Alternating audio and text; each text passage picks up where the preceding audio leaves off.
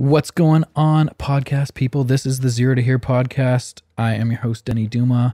On tonight's podcast, purebred entrepreneur Giordano Ferrari. Very, very fun dude to connect with. He currently runs 3 businesses. Started his first when he was 19, a mechanical company. He now runs a commercial property management business, and he has built a separate software business off of the property management business to make his company, his employees more efficient. This is a super smart, hardworking dude, very old school mentality, really just has that grind attitude. This guy works a ton of hours. He is a very inspirational dude just by watching his example. We talk a little bit about leadership and his philosophy in terms of coaching and building employees. One of the things he believes in is that everyone's motivated a little bit differently. So getting to know employees and putting them in situations where they are going to succeed is super important. He is a very structured dude, goes to bed every night at 9 a.m., wakes up at 4:30 a.m., which to me seems a bit ridiculous, but absolutely loves those morning hours because nobody bothers him and he gets a ton done. This is a really fun podcast. If you listen to this and are not motivated, you probably don't have a pulse. Giordano is a very, very sweet dude. He is a very hardworking entrepreneur, and I absolutely love connecting with him. Give it a listen. Let me know your thoughts. If you love what you're hearing, hit subscribe and leave us a review.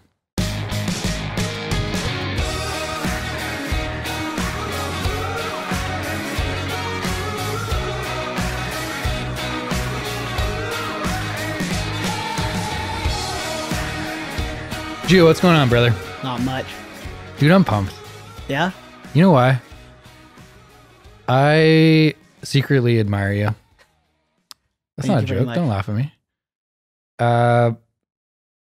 You're an interesting dude. Thank you. That's why I'm kind of excited to just pick your brain a little bit tonight. Sure. The world is full of, especially with social media, is full of people faking it. Do you even use social media? No, I'm the furthest thing from it. I know. That's why I love you. Yeah. Gio is literally the definition of a doer. Carl, I don't know if you know him very well, but you're going to get to know him a little bit in the next hour or so. Beautiful. I like the social media start already. I know. What is your honest opinion about social media? I think it's a phenomenal tool if used correctly, right? Just in particular, I know we've had this discussion several times where it can open up a whole different avenue business-wise, but I'm just not the type of person that I just feel I don't need to prove myself to anybody. And I always remember they would used to say, in business, you never tell people how much money you make and what your next move is. And I'm just a very firm believer of that. I grind to stay hidden. I grind to hide behind the shadows and just live my life how I want to live, right? And, social media has its, like I said, it's good and it's bad. And for me, I just don't have any drive to be involved in it, be involved in that world, right? I just find that everything I look on there is just fake and just meant to portray an image that 90% of the time isn't true. Can we explore this a little bit? Of course. I agree with a lot of what you're saying, but you started off the conversation saying you can see the potential value in it. Yes. For the business world. Yes. Why not explore that? Or is that a down the road thing that is just like, because for me, I see so much value in terms of scale of social media, right? Yep. The opportunity to reach more people's eyes that's the best tool out there currently. Yep. I guess the issue is in the industry that I'm in, we're still very archaic. Okay. So a lot of it's word of mouth. So a lot of my potential clients are on social media, but for a social aspect, not necessarily a business. I deal with individuals who are in their 40s, 50s, 60s, right? And won't hire me because I have a fancy website or a fancy social media presence or because I post 20 times a day. They're going to hire me because I provide results. I walk in, with a business idea and I implement it and I get shit done. Mm-hmm. That's as basic as it is in what I do. I think in any business, though, that is the thing. What gets deals done is experience, work ethic, providing value. But what social media does that I haven't found another tool even close to is putting you in front of more people. Well, because you're a brand. The reach is totally. You're a brand. Totally. And that's the best tool we have today to get your brand out there, right? So that's why I agree with you in that sense. It's a brilliant way to get the brand out. You don't see yourself as a brand? Not yet. Not yet? Not Do you yet. think eventually it's going to go towards that way? I hope so. Yeah. With my new endeavor, if I can prove that I can be the leader in this particular field, then I can definitely see myself being a brand. And a lot of my clients are reoccurring, right? I land a new client for a particular reason, and then I typically stay with that client, what I hope forever. So it's different, right? When your industry, you're constantly needing to look for new clients, Sure. right? Mm-hmm. So it's the more you're on social media, the more people that see you, the more potential clients you have, right? Whereas for me, and again, I've never spent too much time diving into it, but I just see cost benefit for me right now doesn't work in my favor. For how much time I would need to spend, how much I would need to post, the work put in, I don't yet see a return on that. You know Gary Vee, right? Not really. A little bit. Man, You've told me about him. you're like one of my, like I said at the beginning, I admire your work ethic and like how dedicated you are to building businesses. It's exciting and it pushes me when I see young people like you, because there's not a lot of us, I don't think, No. out there right now. No. Especially in Greater Vancouver. Greater Yes. Vancouver's fucking soft. I've dealt with a lot of people who talked the talk, but when it came time to walk, they always fell flat on their face. That's what I like about you is you don't talk at all. And that's why me and social media don't really That's go why I well. call you a doer. You just Yeah. do shit. Yeah. And that's the thing for me. I'm not loud, right? I'm not the person in the room saying I make this amount of money or I do this or I do that. I don't need that validation. And again, it comes to just for me, the psychological. A lot of people do things just to get validation from other people. Mm-hmm. I'm mentally strong enough that I don't need that. So I don't actively look for it. Right. Do you ever have young entrepreneurs or people just kind of ask you to go for coffee and pick your brain about Yes. your experience? Yes. Do you see any value in scaling that information? I do. So, I do. because my answer to questions like this 3 years ago was the exact same as yours. Okay. Is I don't really care if someone thinks I'm doing well or not. Doesn't really matter to me. But then I got to a point in my career where young people in the real estate industry were consistently reaching out to me, asking to go for coffee, say, what was your first year like? How do I get off the ground? Okay. How do I meet new people? And it got to a point where it was like 2, 3, 4 times a month. And so my thought was like, how do I scale these meetings to not be 1-on-1 and be 1 to 1,000, 1 to 2,000? Okay. So that was part of the reason for the podcast, is to talk to people like you and other entrepreneurial type people to just share experience so that hundreds, thousands of people can listen at one time rather than me spending one-on-one conversations with people. Okay. Do you see value in that? Yes, I do. That I see value in. Because I think and we'll dive into the mindset a little bit, but I think your mindset and your work ethic is extremely unique. And I think most young people looking to get into self-employment out there right now have no clue what it actually takes on a day-to-day basis. No. Over a 5-year period, how many hours you're actually putting in, how shitty most of the hours are, people don't understand. No. Exactly. So that's where I see a lot of value in terms of sharing the good and the bad, in terms of what it actually takes to get off the ground. And I 100% agree. I think we may be able to get this guy to start an Instagram page today, Carl. Ooh, is that the goal of the podcast? I can't make any promises. Carl, can you start thinking of some names while we keep going here? Can we dive into a little bit about like where does that come from? Where does this drive come from? You, maybe a little bit about your background. Graduated high school, went to BCIT. Mm-hmm. No, I was in the union for plumbing. So I went to our union school in Delta. Okay. Yeah. Got a plumbing ticket. Yes. Then started a business. Yes. Actually, I had a business since I was 18. See why I like this guy, Carl? No, I get it. What'd you have at 18? I did anything I could for Yeah. money. Always. Yeah. I cut grass. I painted. Paper route. Anything that somebody wanted to pay me $1 for, I did. When did that start? Um, And where's it come from? Because you grew up in I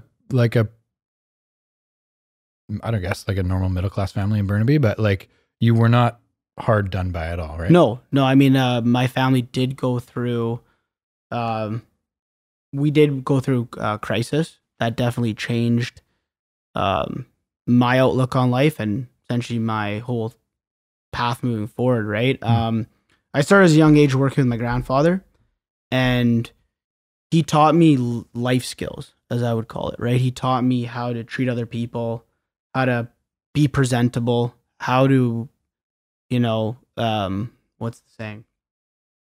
Fake it till you make it, right? He always told me that, there's never a problem that can't be solved in some way, shape, or form. Mhm. So he taught me these lessons very early on. For that, I'm extremely grateful. But as we got older, I myself dealt with a little bit of depression in the sense that I didn't know what I wanted to do with my life, right? That's so common too. Yeah. Because I went through the exact same shit. Yeah, because here I am in high school, and I was overweight in high school. I had a lot of friends, but I never fit in the sense that I think differently than most people. So I never really felt that school fitted in. Like, I've never fit in school. It just wasn't for me. I wasn't that type of learner, nor was that type of person. I was never book smart, as you would describe it. Mhm. So I got a little depressed because I never really knew what I wanted to do. I just was never pushed in high school, right? And I was never given a chance to see what life could be like outside what I call the bubble. Because coming from a middle class family, to some degree, you're sheltered, right? You don't really know what life is. You don't know what it's like to fall on your ass and have no choice but to look internally and get off your ass and push forward.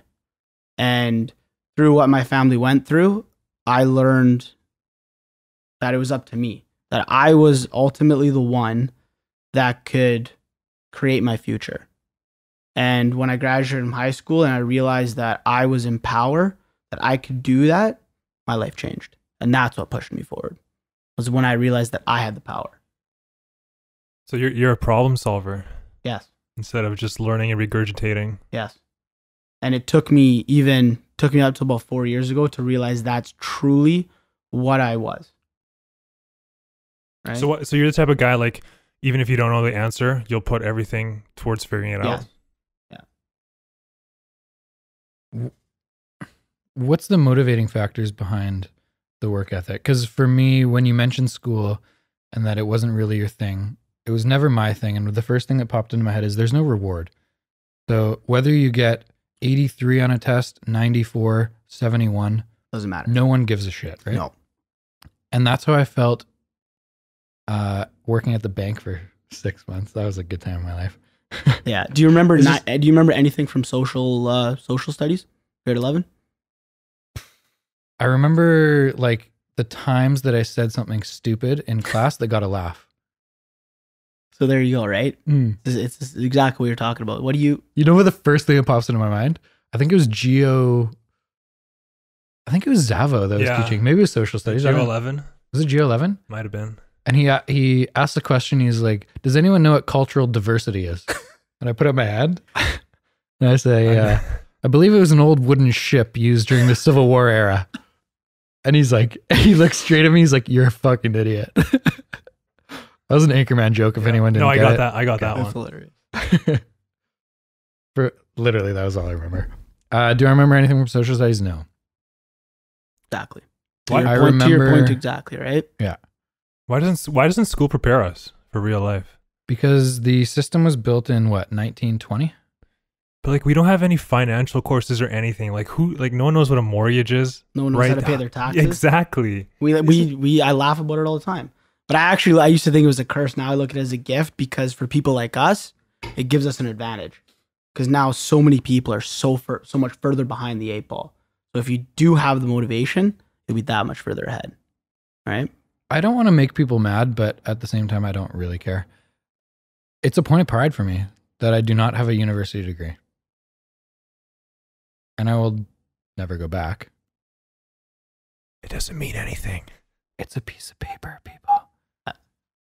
But okay, as a business person Yes. who now runs 3 businesses, you have to give some credit to the system that universities have built. It's a phenomenal business structure, right? Oh, 100%. We provide The you endowment nothing. of... You give us 40 grand a year. Yeah. The endowment bad. for Harvard is how many billions? Oh my Ridiculous amount, right? Brilliant. And then you graduate after 4 years, and then what? God. Then you struggle to get an entry-level job. Yeah. Well, The then, minimum yeah, wage. Exactly. Yeah. Paying off Who student- announced recently? Someone, Google or Apple or Amazon or something like that, just said something like, we no longer require university degrees for applicants or something. That was for the NBA, I think. It was for something to do with a talent scout or something like that. Let me double check. No. One of the big companies, I think it was maybe Google. Really? Google or Apple, something like that. Anyway, so I saw a Facebook article on it. I can't remember who it was. Anyway. Talk about the motivation. Yeah. Thank It's- you for bringing us back there. You're welcome. Again, something I learned just in the last couple of years is, especially what I do, I would consider it art. Right? I'm expressing myself through my work. And that's the motivation for me. It's not money. I'm a very firm believer that I think if you do anything for money, you've already failed and you won't be successful at it. When did that switch? Because you said as a kid you would do anything for $1. Correct. When I realized that even moving forward, that although I was making money, I wasn't happy, right? I wasn't excited to get up every day, right? Mhm. I felt like I was going to work when I did things just for money, Mhm. right? And then I would study it. I would look and understand what made me happy about the work I did. And it was always the finished product. So then I dove into that and I would try to understand why. Why is it the finished product? What is it that psychologically motivates me when I'm looking at it? And it, like I said, it was the realization that what I was creating was art, right? And the better way I could solve a problem, right, the more beautiful the art was. And that was my motivation, right? So how could I best solve this problem? What can I think of that nobody else can think of to solve this problem? And that's what I found was motivational for me and still is. It's interesting as a kid when you have nothing, you think money is the answer. Exactly. And then once you start finding a little bit of success, making a little bit more money than you even thought you was even possible, it goes to, for me, it went to a different thing. It went to freedom. It went to, I like the grind. I like the process of running a business. I Yep. like the day-to-day super hard stuff that most people aren't willing to do. I like the 14, 16-hour days. Most people get home at 5 o'clock, make dinner, sit in front of the TV for 4 hours and then go to bed. I like sitting on my sofa, answering emails, writing contracts at 2 a.m. Makes me excited. The freedom that a little bit of money can bring was more exciting for me than the actual money. And so people have asked me, like, what's the dollar figure? What are you looking to, like, what are you looking to do? Like, when is it enough? Yeah, And I'm yeah. like, it doesn't really mean anything. Like, I No. don't know if it's $1 million. It doesn't work that $10 way. million. It's But just like, you'll get to $1 million and you want to keep going. It's not going to stop. yeah, I guess if your lifestyle changes a little bit, but it's more just the freedom. It's like waking up, getting to do what you want to do every day. And for me, I love work. But even though you're working 16 hours, if you truly love what you do, you don't ever really feel like you're forced to do it. right, it's not Right? work, right? It's building. Yeah, It's exactly. It's the process Yeah. that's fun for me. And when you're sitting there at 6 p.m. writing emails, you're building, you're continuing to build brick by brick that empire. And that's key, right? Where are you in your empire? That's still at the foundation. Still have a long way to go. I use this analogy that if my life is 100-step ladder, I'm on step like 3. Nice. I'm probably on 2, maybe 3. Maybe 3. I just feel like we have so much time to go. And I feel Yes. like it's really just been like the last 5 to 7 years that I've like figured myself out and I'm now in the position that I want to be in and Yep. to keep growing. I remember I asked you last time we had whiskey. I asked you what if you were studying a lot of the startups in your industry, and I was curious because I wanted to see where your vision was 5-10 years from now, and I'm curious, has it changed? Have you? What do you mean startups? Like, there's quite a few startups getting into the real estate industry, as I would call it, trying to change the way it's done, right? So do you study them? Do you look at the next 5-10 years of your industry and how you're going to adapt to that? I probably haven't done as much as I should. Okay. But at the same time, I don't think I'm good nor want to take a chance on being a speculator. So I don't want to guess what the next thing is. Okay. I'll just jump on board when it's there. Like, I'm not going to create the next VR. I'm not that smart.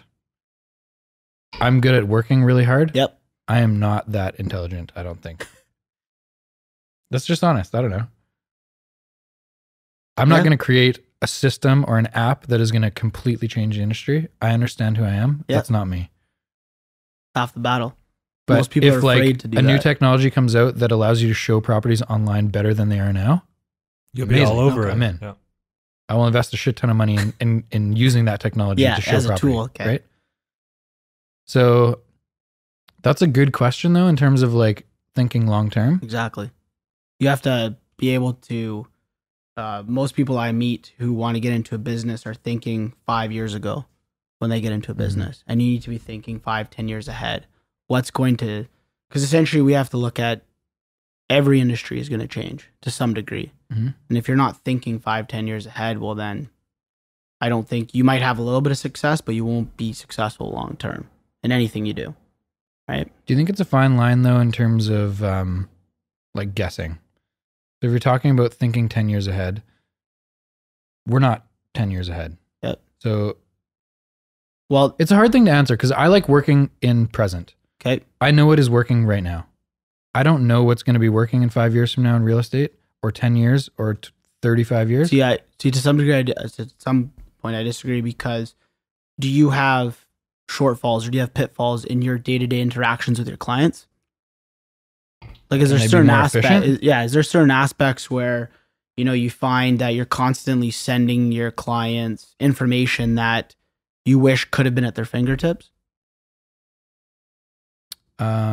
Yeah, but the technology doesn't exist that makes it easier for them. But my point is, then, if that's a pitfall or if that's a shortfall in your day-to-day interactions, that will become the future, because that's a problem that you can see in the now, in the present, right? Agree. That's how you have to think. You got to change your mindset to look at those specific examples, and instead of trying to guess at the future, that's your answer. Can't look at what they will make. You have to look at what problems I have now and know that someone will create something to fix that problem. But then you get into like the using crypto as an example. Okay. What's the next solution?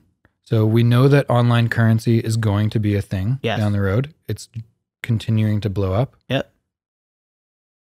But in terms of like selecting something to use to solve that problem, you're guessing. Right? Like if I invest $100,000 in Bitcoin or Ethereum or whatever tomorrow, I'm just guessing that that's the next one that works, right? Correct. You're speculating that. But I guess for me, the way I'm not well versed in any of this, I look at not essentially the cryptocurrency, but I look at the blockchain as the answer, not the cryptocurrency. Because I don't believe that, like, I'm a very firm believer that investing in something, you need to invest in an actual asset, something that's tangible. To me, Bitcoin isn't, in my opinion. Like, it's like a number. It's like that piece of paper. You're looking for something that will be useful in everyday life. Exactly. So what problem does cryptocurrency currently solve? Do either of you guys know? Just decentralizes currency, right? But is that the biggest thing? And just the ledger, being able to track everything. But that's blockchain. That's not cryptocurrency. Right. Right? So my point is, does anyone really know what the central bank does for monetary policies? You're asking the wrong guy. No. But that's my point, though. If you don't understand what the problem cryptocurrency is trying to solve, then you are guessing. Like what's given its value? Exactly. What is it doing? So, okay, it's decentralizing every central, someone overseeing a currency. But does anyone know why that's good or bad? And if you don't study that, well, then you are guessing. So I look at that as the technology that's solving the problem is Bitcoin, or is not Bitcoin, sorry. Blockchain, because I read an article, Walmart now can determine if there's food poisoning from any one of its food sources. Right away. It can determine within hours when it would take days, if not months, to source the farm that provided that, or the whatever, that produce or that food. To me, that solves the problem. That's why you can bet that blockchain will become the future. That's how you need to look at it, right? You can't look at it as, oh, cryptocurrency's hot. Let me see which one I can buy for 10 cents and hope it turns into $5. Right? Right. And that's what most people don't want to do. They don't want to understand the root cause of things. So you're talking more about being ahead of the curve than going with it. Yeah, not necessarily. Like the way I look at it, especially my industry is very archaic. So is real estate. But that's my point. So, okay. So I look at it as I have dated interactions with my clients. My clients expect X from me. I deliver it. What's causing me to not increase the efficiency of how I deliver that?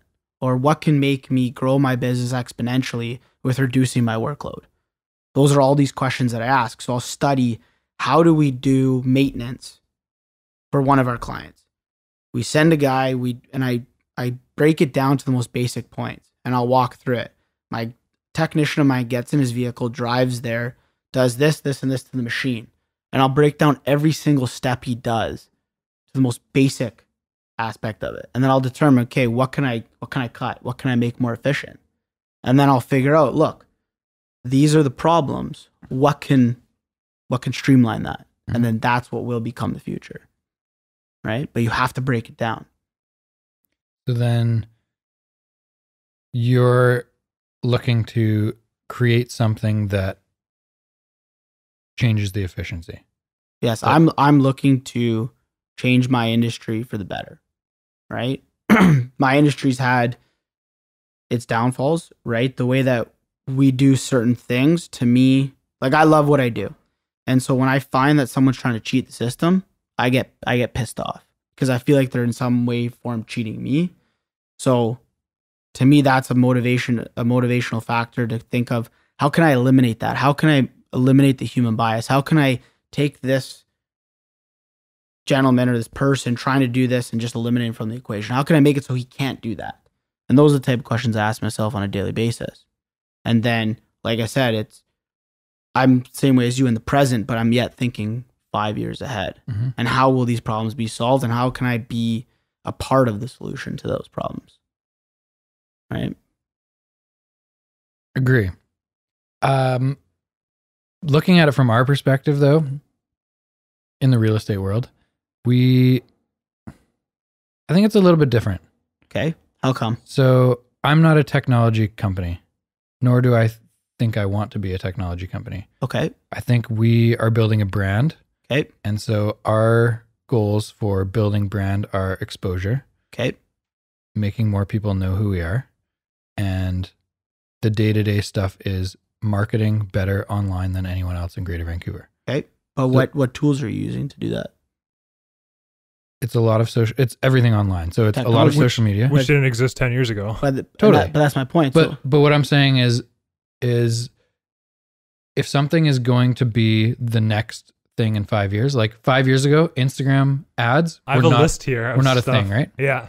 So if I was to run Instagram ads for properties 5 years ago, they'd fall flat. It would be a waste of money. Right. But today, Instagram ads are successful if done creatively. I guess the point I'm trying to make is, think 5 years ago when you were creating flyers, you had to say to yourself, like, what a fucking joke. Yeah. I'm making flyers, I'm folding them, putting in envelopes, putting a stamp on and mailing them out. Hey, I did a fucking shit ton of that. But my point is, think how, like, break it down. How many can you do in a day? 500?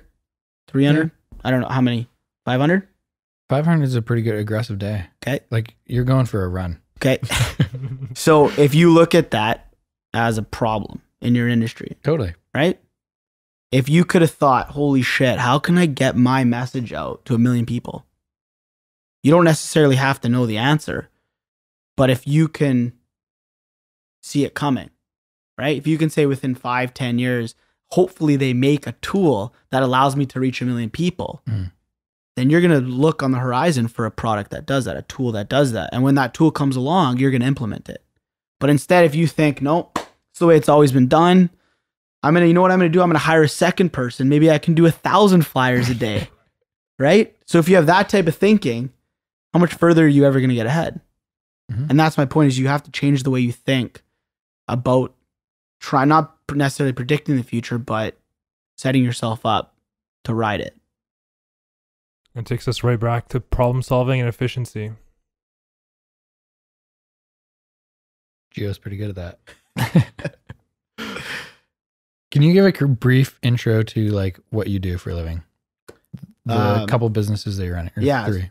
So one of the companies that I run is a mechanical company. So we do what we call tenant improvements, and essentially high-rise downtown, tenant moves out, RBC moves out, Bank of Montreal is moving in. We will facilitate the mechanical upgrade to that new tenant, right? Then we do a little bit of service. So we do quite a bit of work for companies like White Spot. We do a lot of their plumbing service, gas service, stuff like that. Just the generic mechanical type work. Another company is we do facility operations and maintenance. So we work with companies who aren't large enough to have in-house staff do all of their operations and maintenance. So we'll work for instance, we work with Budget Rent-A-Car Center. And before they were sold, we used to look after all of their infrastructure at the YVR airport. So we do maintenance, service, things like that. And then the third company that I opened is essentially doing exactly what we've been talking about, trying to streamline those. So if we were to come to Budget and do the maintenance, we'll show up every 2 to 3 months and complete a series of tasks. Clean this, do this, change that, so on and so forth. We'll have a long list. We'll be there for a day, 2 days doing this maintenance. So what this new company is trying to do is trying to connect sensors to the machine. So instead of us going there preventatively, we can predict when we need to go. So I might not necessarily need to go there every 3 months. Maybe I need to go every 6 months. So you're not wasting man hours sending people over just to take a look. Exactly. Right? And then plus I can validate everything. So instead of just saying, okay, I'll be there every 3 months, I'll say I'll only go when it's needed. And I'll show them the vital signs of that machinery or their operation. And I'll show them that, look, you got a vacuum system. The vacuum system typically runs at 98% efficiency, right? You know, it's been 3 months. It's now running at 89. It needs maintenance. And eventually what I hope to do is be able to put a cost to that, to show them that by you running at 89, you lose X amount of dollars or maybe a percentage of efficiency.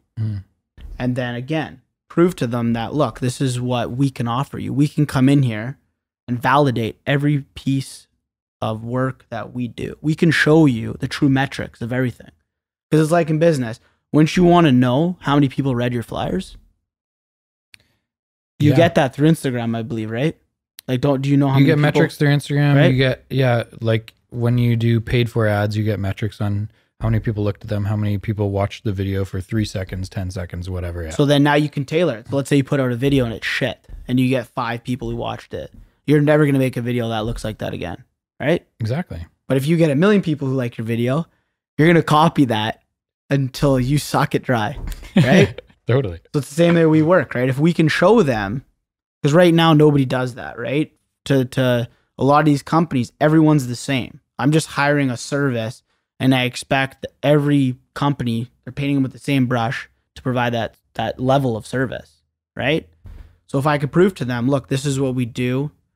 When we do the maintenance, look at your increase in efficiency. And if you can put that into numbers, who knows how much you can be valued, right?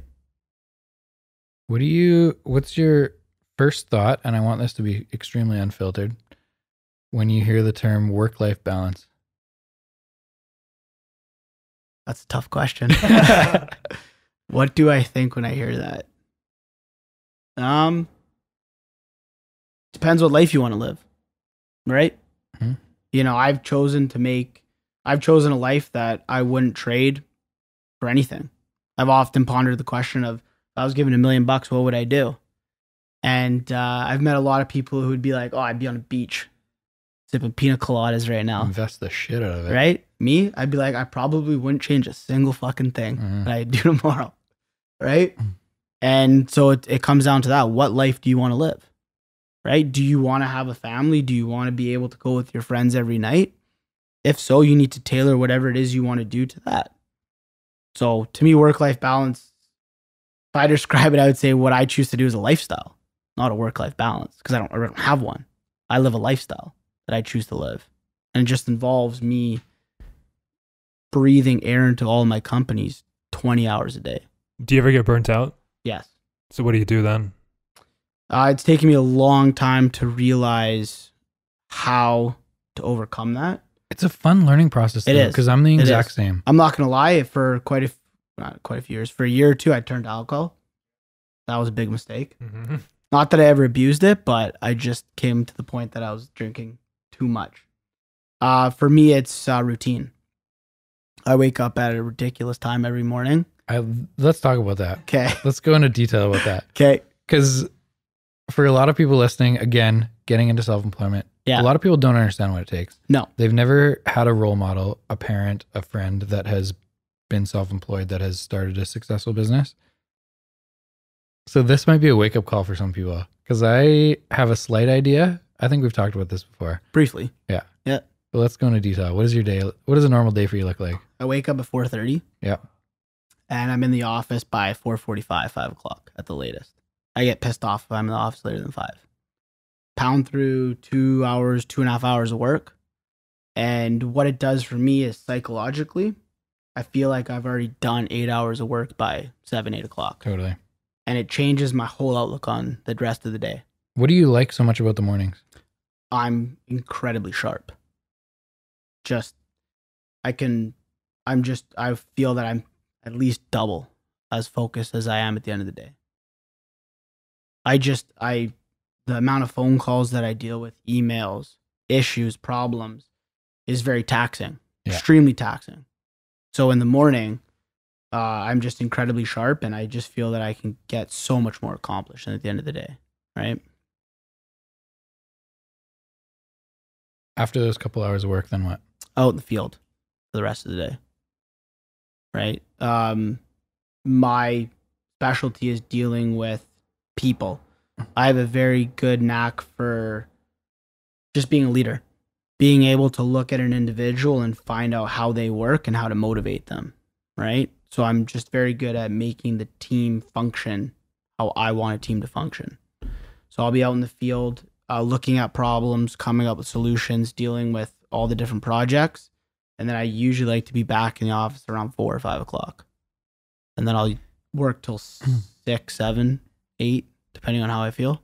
Do you have any, talking about motivating people, employees, do you have any questions, key things that you look for, ask people? How do you understand what motivates them? Because I think that's a big thing. It is a lot of employers treat every employee the exact same. Yes. They assume that their salary is important to them. They assume that their work schedule is important to them. But I think everyone has different motivators. I feel that can't be further from the truth. Exactly. Right? I know for my employees, their salary isn't meaningless, but it doesn't mean as much to them as the company culture, the environment that they're in. Right? So for my construction crew, we run more of a boys club type of mentality, type of culture. Mm-hmm. And a lot of people might think that's wrong, but that's just the way we all tick. That's just who we are as individuals, right? For trying to figure out what motivates them, it's experimenting. It's not being afraid to fail. So it's putting somebody in a specific situation and seeing how they react to it, looking what the outcome is, right? And constantly tweaking that. So I'll put an employee of mine in what I know is a difficult situation, and I'll see how they react. And then I'll know, okay, this isn't meant for them, and I'll tailor their jobs more specifically to what I know they can handle. So a lot of companies in my industry will just get a project. Any project, doesn't matter. I actually only get projects that I know that my team can handle, right?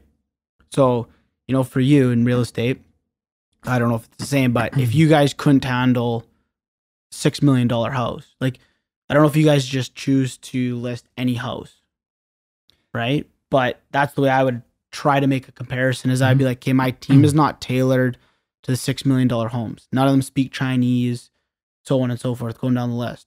I would figure out what we're good at, and I would go out and find listings that suited my team.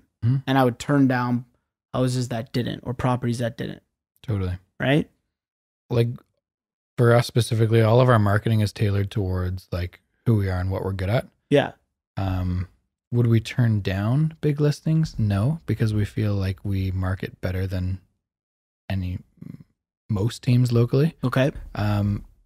But we will turn down listings if there's unrealistic expectations. So I steer more towards that side in terms of like, can we deliver what you're wanting? If you want $6 million, but your property's worth 3.5, probably not going to take the listing. If it's worth $6 million and you want $6 million, yeah, we're going to take the fucking listing. Yeah. Yeah. Like I said, for us, it's a little different, right? We look at projects and we'll be like, our team doesn't have the necessary skills to complete that. So we will actually actively turn down work because we know that our team can't handle it. And really just comes down to that. It's experimenting. It's learning what makes a person tick, right? Is it, for some of my crew, it's challenging. They want to do the more challenging projects, right? Others, it's more problem solving. Others, it's more constantly doing different things. And as soon as you tailor that, as soon as you actively look for pleasing their brain, their mind, that's when you can put together a phenomenal team, right? It sounds like you more focus on trial and error in terms of learning. Every yes, 100%. Do you have conversations with them when you hire people 6 months in, etc.? All the time. Yeah. Every time we'll do like a closeout meeting and we'll be like, okay, look, this is how the project went. How can I be better? What can I do to make your life easier? And vice versa. And then we'll actively have these discussions because I came from a place when I did my apprenticeship where it was the employer and the employees and they hated each other. And there was always an active war going on between them. How can I fuck over the other team? Right? What can I do to sabotage them? Fuck them. Fuck what they do. It was just terrible company culture. And I couldn't understand why. And it baffled me. And then I started to, as I grew older and I started to get more experience, I learned that it was just an archaic way of management. And there was no reason for it. That everyone was on a team. And if you just learn to work together, you could accomplish phenomenal things. But if you constantly belittle your employees and think of them as numbers, and you only bring them into the office when they fuck up, well, what do you expect? Exactly. You expect anything in return? No, it's a two-way street, right? How do you build honesty in those meetings though? So when let's say someone's worked with you for 6 months. Yeah. You've finished a project, you call them in, you're asking them how they think it went. Obviously their gut reaction is to like say the right things. How do you build honesty with employees to share? I tell them that they can't hurt my feelings. And if they do, I'll give them $1,000.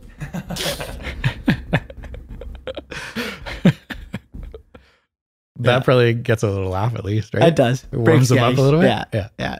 I just tell them that, look, I'm human. And I will never tell you that I'm perfect. And I just constantly am trying to make your life easier. I always tell them that I'm doing it for them, for their benefit. And if they choose not to tell me, well, at the end of the day, they're just fucking themselves over. Then I'm going to keep doing it the same way. So if I'm making it more difficult for you to finish or complete a project, they're the ones suffering, not me. So if I explain it to them, it's all about the wording. If you explain it to them in that very specific way, what are they going to do? They're going to make it so that their life is as easy as possible. So then they will tell me what it is that will achieve that, right? It's all about wording. It's all about how you try to convey the point and get your message across. It's very key. One of the things I want to talk to you about was like building culture in a brand, in a company. And I think that right there is obviously part of it. Just creating some sort of comfort with employees where they feel like they can voice their opinion and be honest. Exactly. But what else has created this culture that you are so proud of in your company? I would just say the camaraderie, right? Just we treat each other as equals. And what I really try to focus on is that we're only as good as our weakest link. So if you choose not to help out another one of your fellow employees, you're really just hurting yourself. Because I always tell them, I say, the better we are as a company, the better jobs that we're going to get, the more money we'll be able to command, which again makes it better for them. And that's what I always try to get them to understand is the better the company is, better you treat the customers, the more benefits you will receive. But you obviously have to give them the benefits eventually too, right? So for us, I have a simple policy. You can take as much time off as you want. You don't get paid. But you want 2 weeks in the summer, 2 weeks in the winter? Sure. No problem. But what I expect in you having that, I expect certain things in return, right? And one of the things most employees will say about me is I'm extremely anal. I don't put up with mess.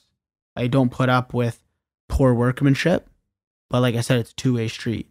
I'm very particular about certain things, but because I demand that, they receive a benefit from afterwards, or can receive it if they choose to, right? So. Schedule. What does your afternoon look like? Do you stop working ever? No. So you leave job sites at 3 o'clock. Okay. I usually get back in the office around 4 or 5. I'll have dinner. And then I can't run when it's hot out, but most of the times when it's not, I'll usually go for a run. I'm the opposite. I let my body go in the summer. In the afternoon you run? I usually run at around 6, 7 o'clock, and then I'll go to bed. What time do you go to bed? 8 o'clock. Every day? Almost every day, except for the weekend. That's fucked.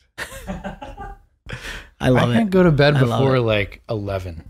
Is it still daylight outside? Yeah. Oh, yeah. It doesn't bother you, eh? Dude, the Not sun at all. sets at like 9:30 right now. 9 o'clock maybe. Not at all. But it's what works. Yeah. Because of it, especially when I am running, I have less burnout than I do. I have a lot of burnout in the summer actually because I don't run. You don't run when it's hot. Can't stand it. I love it. Sweat so much. Can't stand it. I did my first hot yoga class last week. Really? Yeah. How did that go? Super interesting. Yeah? Yeah. It's fucking hot. You know what? I said after the class, I was walking out, I was like, I am super happy there's music. Otherwise, all you would have heard, because the teacher was fairly quiet, like she'll announce a pose and do it, but it wasn't like she was instructing you the whole class. So I was like, I'm super happy there was music, because otherwise, all you would have heard the entire class was drip, drip, drip, drip off my chin, just like sweat going down. See, I'm a little fucked up because I love running in the rain. I love running. I like it too. To me, you know what it is? It separates the men from the boys. Because very few people want to go out when it's freezing cold or pouring rain or snowing. I like running in the snow. I love it. I know. Yeah, it's motivational. When did you start running? I have my ups and my downs because I was very heavily involved in running 4 or 5 years ago. Okay. Like I would go for an hour almost every night. Really? It's a drug, right? And then for me, it depends how busy we are. Sometimes we get in stretches for like 3 months where I'm working 14-hour days every day just to keep up, just to keep my head above water. So then, unfortunately, my diet and my exercise take a back seat. Try to work on it, but What's the drug? Why do you like it? it's the freedom of running, just anywhere you want to go at any time. Do you turn your phone off? No, I listen to music. And it's just something about running. It's runner's high, right? It's just something about you can go as fast as you want, as slow as you want. You can push yourself as hard. And I love it because it's just, I'll be the guy that's telling myself, I'll go up to a bottom of the hill and be like, I bet you can't beat your record from yesterday. Right? And then I'll try every day to beat my record. But then it can get a little dangerous. You gotta come for a hike with me. You like hikes? You know, I have a funny joke that I tell with all my guys. I say to them, never half-ass anything, right? Full-ass everything. To me, a hike's half-assing it. You should do a hike with me. I don't know. I don't think you'd be even close.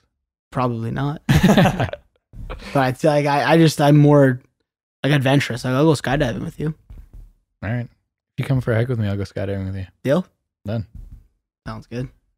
That's recorded, guys. I'm excited. I've actually like thought about doing it. Skydiving? Yeah, just no one's ever told me to do it. I'm probably not going to go do it by myself. But if you have an excuse, you do it? Yeah, if someone's like, hey, you want to skydive? All right. Have you ever been bungee jumping or anything? Nope. Nothing, eh? I'll try everything once, I think. Yeah. Yeah, I'm the same way. You know what's funny is I actually dislike doing things the second time. I went ice fishing. Never do it again. I loved it. Loved it. I think you'd have to like convince me to go. Like That's that awesome. doesn't sound super That's exciting awesome. to me. Awesome. Great experience. Really? But I would never do it again. Couldn't have been that good. It was good. I'm the type of guy that I do things once and that's it. Because what? If you do it a second time, that means you love it and you're going to be super invested? Taints the first memory. Right. Okay. Right? I just love I just love going into something having no expectations. Right? Letting you see how it plays out. Do you actively do that? So for whatever reason in the last like couple weeks, I've had this conversation with a couple people is like, I really enjoy doing things that make me uncomfortable just so my comfort level grows. And I think we had that 100%. conversation with Jamie, right? On the podcast. Do you actively like look for opportunities to do that? I try to do it once every day. Whether that's picking up a phone, trying to call somebody who's what I would say businessly completely out of my league, Mhm. or sending an email, cold email, taking on a project that I know we could handle, but is a bit out of my league. I try to do something like that once every day. Have to. Do you feel like your comfort level just keeps growing? My experience grows, which allows me to cope with it better. I don't necessarily think your comfort level grows. I just think you learn how to deal with it better. Mhm. Just like I learned how to deal with stress. Like That's comfort level because you look back on experience and you say, okay, I've done this before, or I've had this similar situation before. So then your comfort level of dealing with a more difficult situation, let's say if your comfort is 4 out of 10 on the difficult scale and you deal with 6 out of 10, but what's comfort though? the next 5 out of 10 isn't as hard. How would you describe comfort? I think it's different for everyone based on experience. But if you had to say, so like, would you say, okay, I've sold a $6 million home before, I know I can do it the next time? Is that what you try to, in terms of comfort? I think it makes a difference. Okay. For sure. I think if, let's say I'm a year into my career, all I've sold is condos. Yep. Then I have a seller call me who's a house seller. Yep. It's intimidating. I've never sold a house before. I don't know exactly what to look for. I don't know exactly what to say to people as they walk through the door. Yep. But if I've sold 5 houses, the 6th one is pretty easy because I've done it dozens and dozens, or, a bunch of times. I guess the way I look at it is now comparing it to something like stress. So it's not that my stress level is higher. Mm-hmm. So I've learned how to deal with it more effectively. Right? So that's what I would say. As my comfort zone hasn't gotten bigger, I've just learned how to deal with uncomfortable situations better than before. Yep. Right? I think we're saying the same thing. Yeah, just a different way. Yeah. Yeah. I got to go back to this because it is bugging me a little bit. Why do you think hiking is half-assing? I don't know. Okay, I think you're thinking of like a normal Vancouverite who goes for one hike every 3 months on a Sunday afternoon and is strolling at like 45 minutes per kilometer. Okay. You're probably right. Again, I don't get out much. So you're probably right, because I would be the type of person that's like, okay, we're going to push. We're not going to fuck around. Like, You we're should going to see go. how much I sweat when I hike. Then I would probably, maybe I was completely wrong. Then I probably would enjoy it. But like, I want to push myself. I don't want to just go and be like, oh, this is a nice walk in the park, right? I did I the wanna push same myself. hike last year, Seymour, Yep. 23 times in August. Wow. And every day I was just trying to beat the time from yesterday. Yeah. I got down to a pretty good time. And I haven't There's got to it yet this year, Carl. I'm going to get to it this year. Are you actually going to try? I'm going to beat it this year. What is it, 36? 36.50. But it's funny you say that because I'm very much similar. Yeah. If I run somewhere, I have to beat it the next time. So that's when it can get dangerous. That's interesting because for me, running is my meditation. Yep. Yeah, I almost, completely right? agree with you. Yep. So when I run, I'll look at the time, but I'm not obsessed with it. I'll like look at the time when I leave and come back, but I'm not trying to beat times usually. Okay. It's more just like I want to clear my head for 30 minutes. Okay. Whereas you just find it as competition. If I allow myself, like, so I'm the same way as you, is if I don't time it, then I enjoy it. Then I go out and I'll just run. Yeah. But as soon as I time it, that's it. Because you're thinking about it, right? Yeah. You're focusing on the time. You're not relaxing anymore. But even I still relax. I just push myself because I'm like, fuck, I got to beat it. I can't, I'm like, if I don't beat it, I'm going to be pissed off.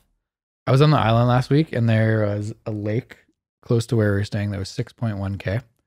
And the first day, I think, did it with Jordan. So we did it in like 33, 34 minutes or something. Next day, I was like, I'm beating 30. And I did it in 30:30. And I was fairly upset. And then I went back the next day by myself and I was like, I'm 100% going to beat 30. And I did it in 27:40. Wow. Yeah. But that's the same thing. I was just like so obsessed with beating it. And I look at my time halfway through. It was like 14:40 or something like that.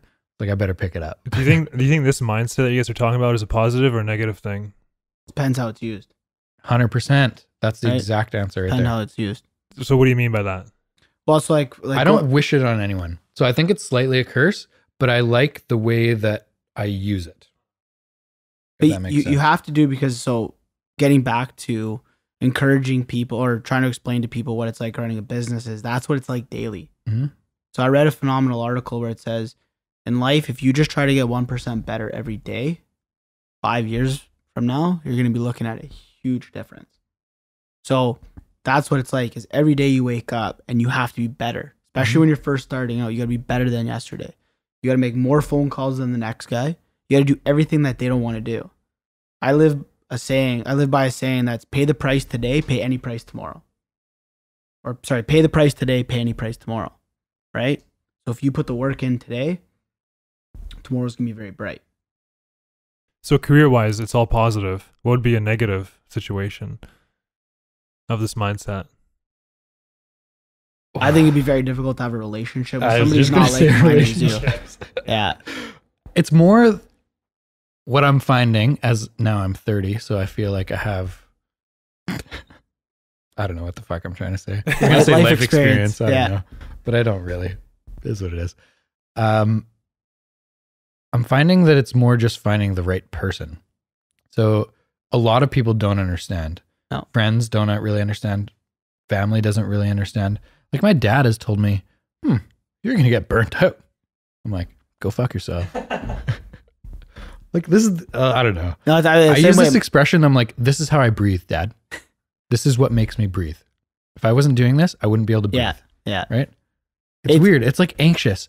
When I'm not, the summer I take fairly easy. Okay. So August and December are months that are pretty chill. They're like naturally slower months in real estate. So it's an easier way for us to kind of unwind and recharge, which I want to ask you about before I forget. I don't know where I was going with that. It's funny because my dad says to me, you got to relax. You got to enjoy life. Like I enjoy life every day. Exactly. And the problem is like we're talking about relationship. It's very difficult to find somebody who could, for lack of a better term, put up with you. Because it can be very difficult. Like you got to think it's like training for a marathon. You're constantly every day doing something to reach a goal. So, it's very difficult to find a partner who's going to come out with you and watch you run another 100 laps around a track and encourage you. It's just as taxing on them as it is you, or just as difficult for them to support you as it is, like we talked about, being every day being on the ball, every day trying to get a little bit better.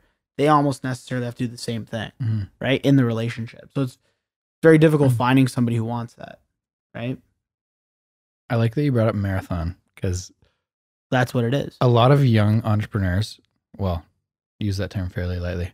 A lot of young people that want to be self-employed, their goals are super short term. They're like, I want to make 100K next year. And I want to sell this one property, and they'll do whatever it takes, even if it's slightly sketchy, even if they screw people over in the process for that one specific deal. But how do you pull yourself out and think long term? Because I know that's the way that you so think. I tell all my employees, don't have short-term don't do a short-term gain for long-term loss. Right? Don't think about doing something now where you're going to make more money but not gain a skill set where you're going to fuck yourself over in 10 years.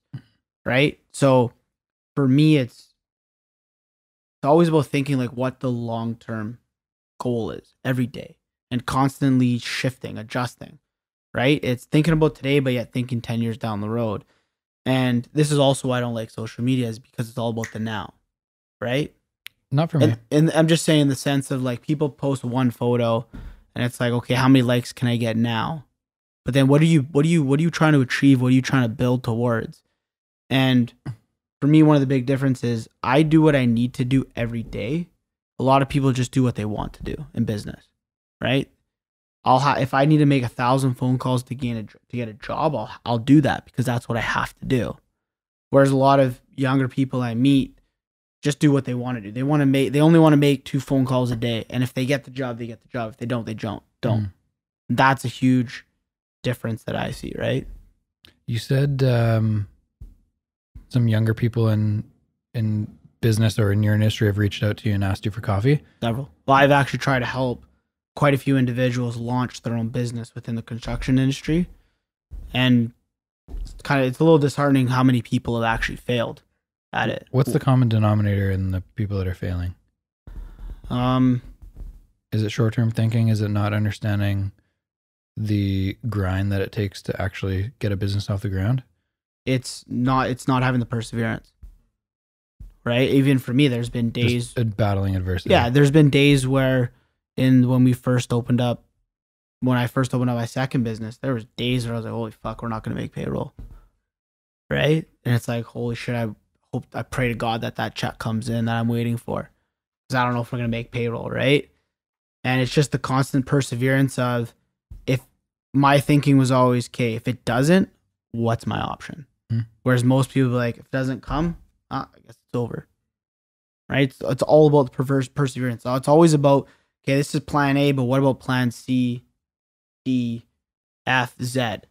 Right? And the more you think like that, you'll be able to overcome anything. So perseverance is the biggest for me.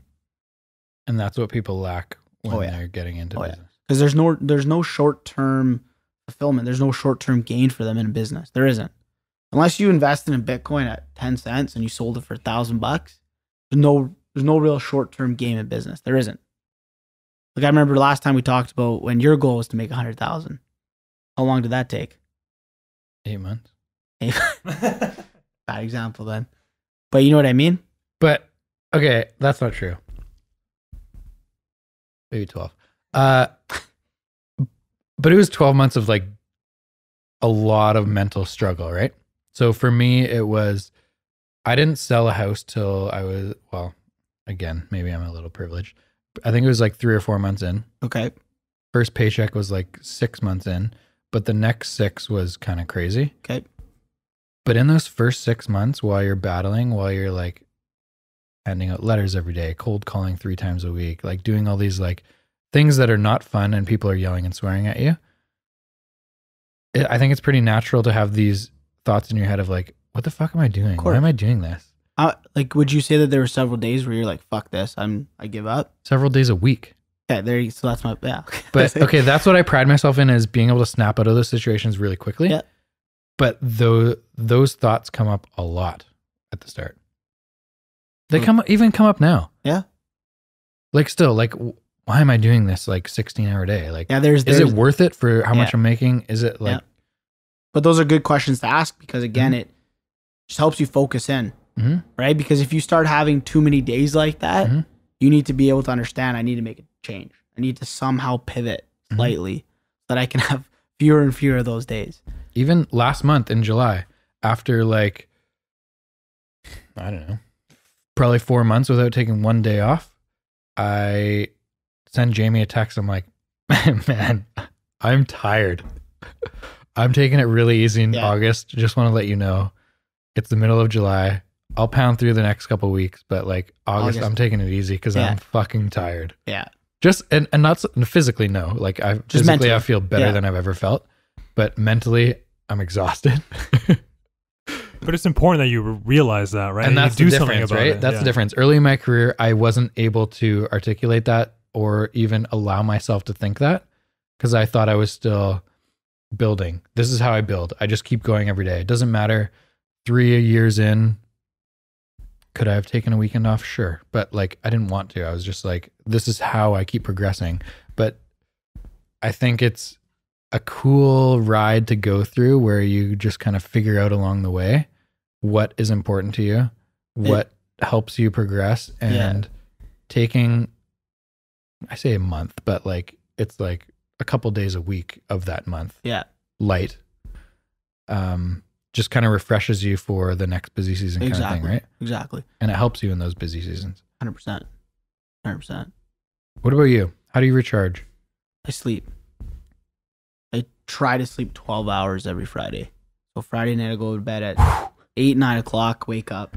Dude, you are fucking interesting. Yeah. Yeah. And then I feel phenomenal. How long have you been doing like this schedule for? 2 years probably. 2 years? Yeah. Was it tough at the beginning? Extremely tough. But then you're good now, eh? Oh yeah. Your body Once you just get used to it, yeah. I actually get pissed off when I don't do it now. So if I'll go away for a weekend and I up drinking with my family or something till 11 o'clock, I get pissed off. Yeah. I have because I still wake up. I'll wake up at 5:30, and I'm up, and it's like I can't go back to bed, and then I'm choked, right? That's one of the best things actually that I've seen in myself in the last couple of years is I can't wake up like past 6:30 now. Yeah. Usually I set my alarm for 6, but even if I don't on a Saturday, I don't set an alarm. I'll wake up at 6:30. Yeah. I'll just lie there. Yeah. And be like, what the fuck am I doing? Why am I lying here? And just make a coffee and let's go.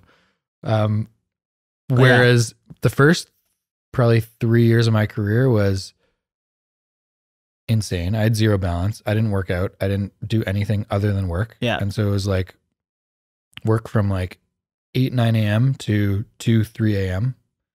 Sleep at 3 a.m. till 9. Yep. And then go right back at it. But it was weird because I really like those couple early morning hours because no one bugs you. There's no phone calls from 6 to 9 really. Whereas if you wake up at 9, you're just bombarded with shit all the time. So now you see my point of why I wake up so early, because you set yourself up every day. Like I consider like you're going into battle, and if you prepare, the preparation in everything is key. So if you prepare yourself for that day, it's so much easier to conquer it than if you're just wake up and it's like, holy fuck, I'm just bombarded with a million things. I have a million things I need to do. And what people don't understand, it's all psychological. Everything you do, no matter what you do, from business to anything, it's all about the mindset. And as soon as you can figure out how to train your mindset, you can do some fucking phenomenal things. Do you have mental weakness times? Do you have times where it's more of a struggle? Yes. And how do you battle through that? Like what goes through your head when you're having a really negative thought? To some degree, I actually not embrace is the wrong word, but I let it consume me for the shortest amount of time possible, and then it goes through my mind quicker. So instead of hiding it, I try to understand why. So if I'm having a negative thought of, what would be an example? I just want, while you're pausing, I want to say I love you. Continue. Let's say one of my guys fucked up on a job site and it made the company look bad. Instead of me getting depressed or being pissed off about it, I'll let the emotion just ride right over me, hit me like a wave. And it'll be like, and then I'll understand why. Why am I pissed off? What is it about what happened that's frustrating me right now? And then I won't stop thinking about it for hours. And I mean hours. It stays on my mind. I'll actually talk to myself and go through all the different scenarios about why it happened. I have to be alone because I look like a fucking idiot. But I'll just go through it constantly until I literally beat it out of my head. And then once I come up with a solution, the thought's gone and never think about it again. So you more take it as like an opportunity to problem solve. 100%. Whereas I take it as an opportunity to pull positives out. Okay. So let's use the exact same example. One of the people on our team makes a mistake with a client. Yep. Looks bad on us. Yep. Looks bad on our, hurts our reputation a little bit. For sure, it's an opportunity to problem solve, but I look at it as I'm super excited to have these opportunities. Yep. Like, we're working with this client that's selling their $1.2 million house. It's pretty fucking cool that we are in this situation. And this is just the type of stuff that comes up when you're in these situations. That's just the territory. But for me, you got to push it further. Yeah, okay, it's good to look at the positive, but at the end of the day, you want to ensure that you want to try to ensure it never happens again. For sure. Right? Yep. So you need to look at it and say, okay, he said something really fucking dumb. What can I do? Do I give him a cue card next time? Right? You know what I mean? Yeah. Do I give him a panic button on his phone so he can touch it and then it makes it seem like someone's calling him? How do I prevent that from happening? That's what I always try to do. Mm-hmm. Go one step further, right? Figure out the root cause of what's going on and try to make sure it never happens again. That's one of the biggest things I pride myself on is never making the same mistake twice. And Exactly. so that's something that I preach to our team as well, is just, I think in order to improve in life, you can't be told everything. No. You have to be put in situations that are uncomfortable, You have to fail. make decisions, make mistakes, and understand that in the next time you're in that situation, you can't make the same mistake. Quick point. So you're going back to leadership.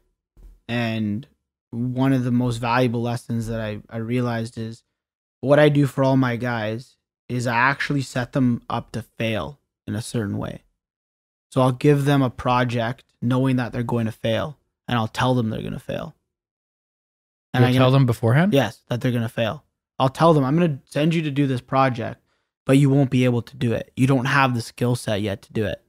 But when you hit a point in the project that you know you can't do it, phone me and we're going to work through it together. So right off the bat, they already know that I'm not expecting them to complete the project, right? Mm-hmm. So they already know going in, they don't have any stress because they already know that they're not going to succeed. The pressure's off. Yeah. Exactly. So now they go in there and they're still scared shitless because they want to do the project. Mm-hmm. But then we work through it together. Then they say, you know what, Giordano, you were right. I realize, but I know where I'm hitting the roadblock. So then I'll help them get through that. And then they grow as a person. And I always try to explain to them that my best interest is not necessarily in the company, it's in you. If you want to leave this company to get to the next level, I'll be the first one to help you do it. Be the first one. I'll do whatever it takes. You want to study every night with me for an hour? I'll help you out as much as I can. I can't promise you I'll give you an hour, but I'll do whatever I can to help you get to the next level. And because of that, the team will do anything for me because I'll do anything. Do you think for them. that's the right move for everyone though? No. It's Not at all. based on personality. Yes. In terms of telling them they're going to fail, putting them in the situation and letting them call you. Yeah. Because I wouldn't do well in that. Really? No. I would never fucking call you. Why? Because I'd be like, no, fuck it. I'm going to YouTube. I'm going to Google. I'm going to call someone else. I'm going to figure this out. And I'm going to send them a message, be like, fuck you, I did it. Okay, but then did I not just get you to accomplish a project that you could have not done? No, because I before? never felt the same anxiety, I don't think. And I think that's kind of what I thrive on. Okay. Is the unknown, is the anxious feeling of potentially not knowing what I'm doing. Okay. And then down the road, remembering that feeling. But then there's some people that fall apart in that situation. That's why I position it as, is that the right move for everyone? So you're a stronger minded person than most, Mm-hmm. right? So a lot of, I like to think so. I don't know if that's true. but a lot of people, and I don't want to put anybody down, but a lot of people that we work with don't necessarily have the same mental.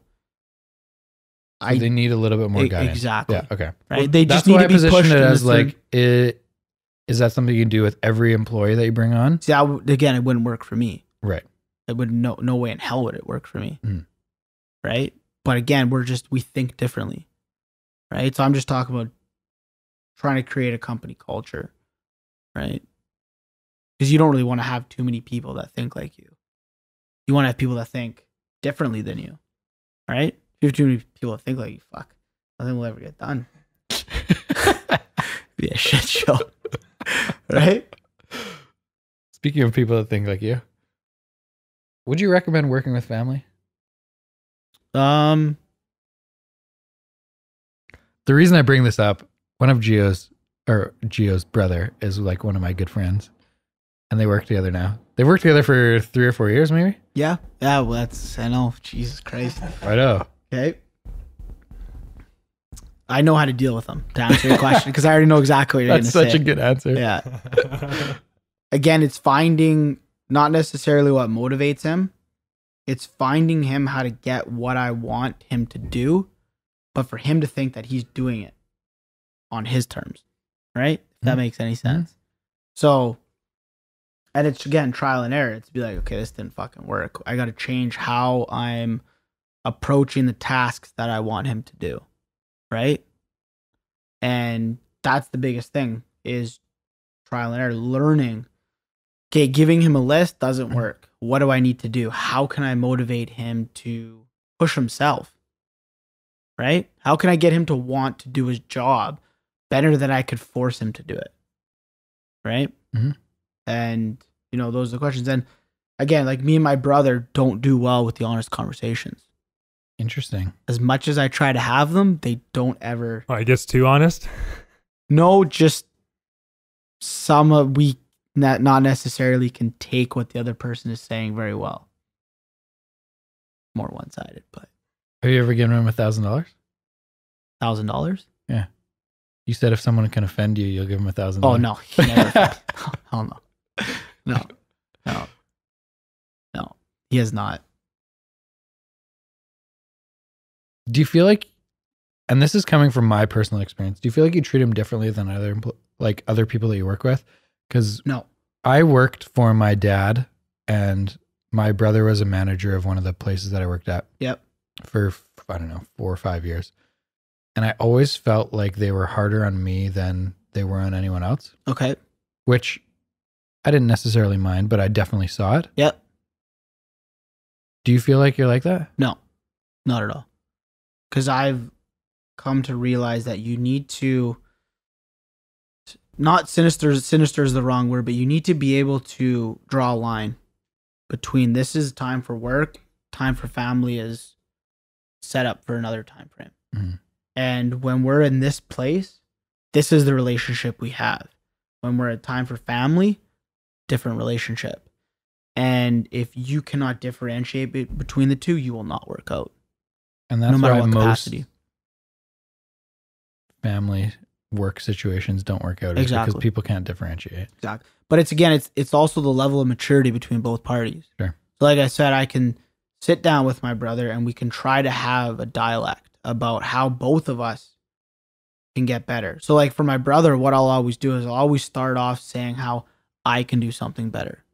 Because my brother doesn't take well to being not necessarily attacked, but to be criticized. Mm-hmm. Right? Yeah. So I'll, again, shift the dialect to being, okay, look, I fucked up. This is my weakness. Right? Now that I've taken my armor off, let's discuss you. Right? To essentially try to somewhat level the field. I feel like it's always tricky. But again, to me, it's all about the level of maturity. Totally. I'll be willing to have a conversation with anybody. It's getting back to the social aspect. A lot of people don't necessarily like going out socially with me because I challenge their views. Right? Both like religiously or politically. I'll not necessarily do it to hurt them, but just to challenge their view, because a lot of people are, they'll just watch a particular news channel. Fuck, I love that so much, dude. Right? It's so fun. So I'll sit there with you and I'll be like, okay, if you're a particular religion, I'm just curious, what is it about the religion that you believe so strongly in? Right? And a lot of people feel uncomfortable with that because, oh, fuck, I'm sitting in a in class here. Jesus Christ. Came out for a beer, not a fucking interview. Right? And so for me, it's just, I'm curious. I want to know what it is about. I want to dive into your the way you think and understand what makes you tick. Right? I love those conversations. They're the best conversations. You don't get to, that's how you really understand. Yeah, people what can't someone's hide like. their true Exactly. intentions. Exactly. Yeah. Right? More so, like from my perspective, it's more so I'm just curious to learn. I want to understand, like, why is someone so passionate about something, whether it's a religion or a political belief or what, like anything. Why do they think that this is the correct way? Even if it's something you don't agree with, you can Exactly. still take out, like, learn so much from it. See, and that's what I love. I love talking with someone who's the complete opposite of me and not being affected by what they're saying, their idea, right? Because some people will push an idea so heavily that they're just so personally involved. exactly right. And I love the fact having a conversation like, oh, this guy's fucking nuts, but I respect him and I understand where he's coming from, right? Trying to put yourself in his shoes, and yeah, those are some of the best conversations. That's how you truly get to understand somebody, right? I feel like in the last few years, I've become so much more open-minded. Yeah. Because I was born and bred in like a very conservative family. It was very structured. That was my next point, is it's the environment too. Totally. Right? It's like when I remember going to elementary school, fuck, I didn't even know there was another religion. I know. Right? Because everyone condemned everything else, right? Exactly. Yeah. Exactly. And it's like, and then as I got older and I got more mature, I'm like, kind of pissed off that I was never given a chance. Yeah. Like, it's not that I didn't say I wanted to be a part of this religion. Like, why didn't you just give me all 4, 5, 10 of them and let me pick? Right? Why was I forced this decision upon me? Right? So sorry, as you were saying about the conservative. Oh, it's just such bullshit. I'm just. But again, I like to think I'm open-minded now. But put yourself in their shoes, though, right? Too, is like understand where they came from. Like, I don't agree with my grandmother a significant amount of what she believes in, but I understand the environment she came from. Sure. And I understand what her religion does for her. It provides her hope. It provided her hope in her deepest and darkest moments. And like back in those days, like, and it's like a teddy bear. It was a community, right? Exactly. Like you go to church on weekends. Everyone was there, the whole town, whatever. My brother tells me all the time. He's like, that's how you got your news. Yeah. There's no internet. There's no social networks. So when you put yourself in their understanding, when you learn that because of their environment, they are so entrenched in this idea, you become to get an understanding of why they believe so heavily in it. But why, as they get older and technology gets better and the internet is a thing, why are they still so closed-minded? Because people get comfortable when they get older. But it's also, think about it, like, put it to like this, like I said with the teddy bear. For some people, they had that certain comfort, right? Whatever you would call it, comfort toy or something. Even to them, it reminds them, it brings them back to a time of comfort, right? So for my grandmother, when she was piss poor in the middle of Italy, her religion is what gave her hope when she felt that there was no brighter future. So when she had a brighter future, what do you think she equated it to? A religion. Sure. Right? So then you can never take that out of somebody's head. But relay that to our generation now, that technology is a thing. We understand that it's changing every day. We understand that in 10 years from now, how we express ourselves online, the devices that we use is going to continue to change. I feel like we're so much more open-minded to adjust with times than our parents and grandparents were. It's because of information. You have access to, I don't even know. But the information's there now.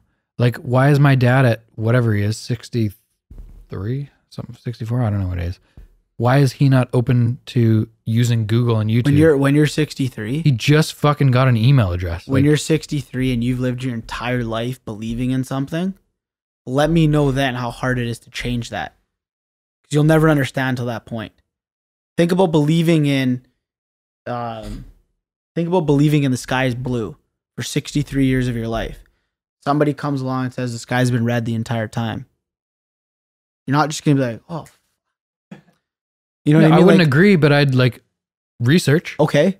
But my point is like, think about how difficult that would be to all of a sudden say the last 63 years of my life, I've been believing in something that isn't real. That's a difficult. But to me, that's an exciting opportunity to actually learn what is actually happening in the world. But you haven't been alive for 63 years and believed in something for that long. I've been alive for 30. But I feel like you were always like that, right? Like even with your like super conservative parents, right? You never fully bought into it. No, I never did. Yeah. Why is that? I don't like rules.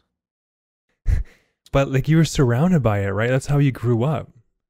Because I think it was, you know what it was? And I tell people all the time, it was about the friends you had, about the group of people you associated with. You associated with a lot of people like my brother and them who never really played by the rules.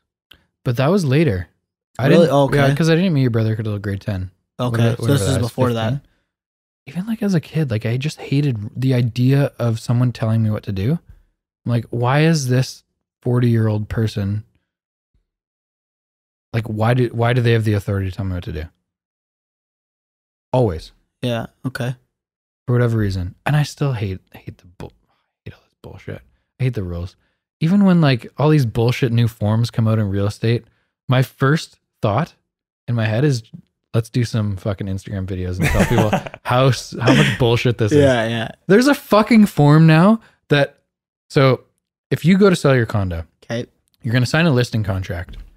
On the listing contract, you're going to list a price, and there's going to be a commission amount that I'm you going to agree list to. the price?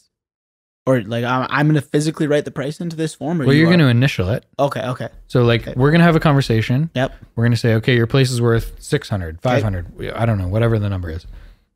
We're going to write it down. I'm going to say, these are my services. This is what we do to market your place. This is what we do to sell it. This is the commission that we charge. Okay. There's a line that states the commission. Okay. It's clearly noted on the listing contract. Okay. We've talked about it. Okay. You've signed it. Okay. When we get an offer, we now have a form that has to tell you the commission again. Every fucking offer. So if we go back and forth 4 times, countering, let's say someone offers you 480. Yeah. You counter 495. They counter back 485, 490, Jesus 488. Christ. Every time it goes back and forth, new document saying exactly what the commission amount is. But I understand it's not going to change. Like I don't. Yeah, if It's not you gonna- counter $2,000, it's going to change like $100.